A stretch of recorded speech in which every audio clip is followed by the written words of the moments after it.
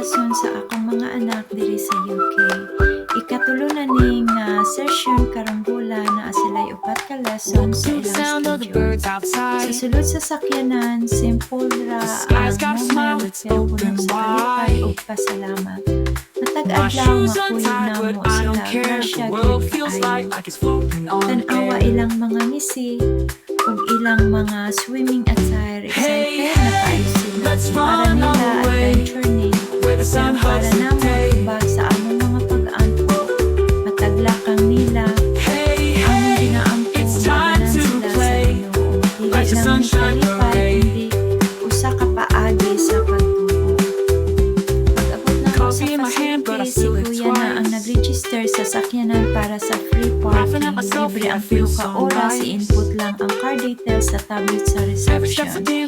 Proud kaayo mi kay siya mismo ang naghimo. Gamay nga butang pero dako may milestone para sa iyang pagkatuo. Hinay-hinay nagtapong siya sa responsibilidad. Samtang naglakaw mi paingon sa sulod, among nabati ang kalinaw ug excitement.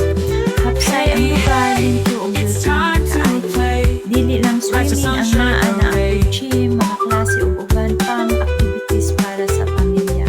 Lugar kini para sa pagtubo, mandik ug bag-ong sinugdanan. Bisan layo sa Pilipinas na agihapon ang kahayag sa panimalay. Pag-abot sa pool area, dili na pwede mag-video, among ginirespeto ang ilang policy. Pero ang mga memories, ang ngisi, ang kabalaka, ang kalipay, dalara gihapon namo. Isip ginikanan, daghan mig sakripisyo, pero sa matag kalampusan sa among mga anak, makita namo ang bunga sa among pagtuo. Padayon sa pag-ampo, pagtuo, salamat sa pagtan-aw.